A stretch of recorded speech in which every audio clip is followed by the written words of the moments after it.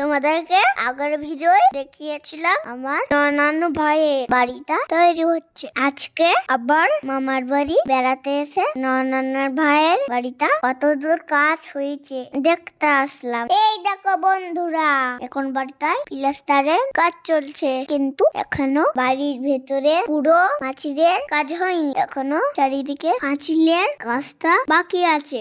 বাড়িতে তবে মাত্র প্লাস্টারের কাজ শুরু হয়েছে। চলো বন্ধুরা, তোমাদেরকে আর একটা জিনিস দেখাই। এই দেখো বন্ধুরা, আমার নানু ভাইয়ের নতুন বাড়িতে কত সুন্দর লাউ গাছ হয়েছে।